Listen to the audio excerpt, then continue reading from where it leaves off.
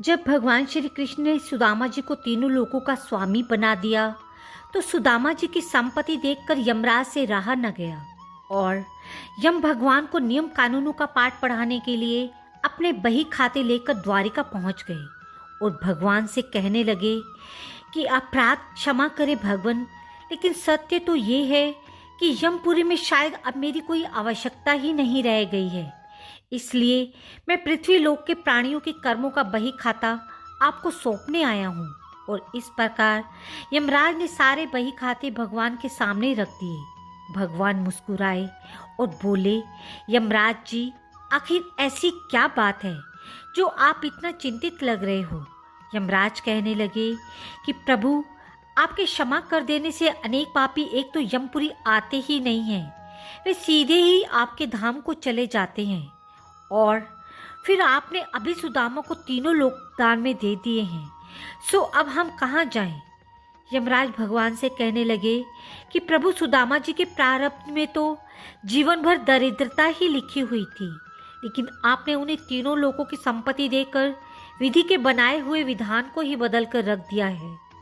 अब कर्मों की प्रधानता तो लगभग समाप्त ही हो गई है। भगवान बोले कि यम, तुमने कैसे जाना कि सुदामा के भाग्य में आजीवन दरिद्रता का योग है? यमराज जी ने अपने बही खाता खोला और सुदामा जी के भाग्य वाले स्थान पर देखा तो चकित रह गए।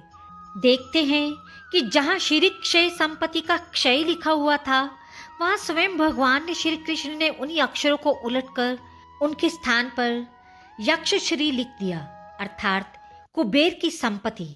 भगवान बोले कि यमराज जी, शायद आपको जानकारी पूरी नहीं है। क्या आप जानते हैं कि सुदामा ने मुझे अपना सर्वस्व अर्पण कर दिया था, तो मैंने तो सुदामा के केवल उसी उपकार का प्रतिफल उसे दिया है।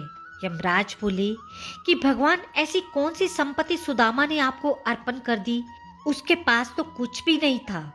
भगवान बोले कि सुदामा ने अपनी कुल पूंजी के रूप में बड़े ही प्रेम से मुझे चावल अर्पण किए थे, जो मैंने और देवी लक्ष्मी ने बड़े प्रेम से खाए थे, और जो मुझे प्रेम से कुछ खिलाता है उसे संपूर्ण विश्व को भोजन कराने जितना पुण्य प्राप्त होता है, बस उसी का प्रतिफल सुदामा को मैंने दिया है।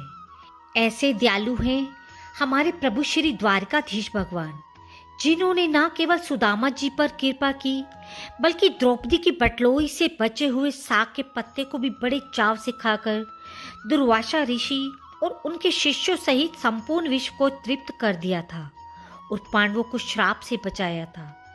बोलिए द्वारकाधीश भगवान की जय हो।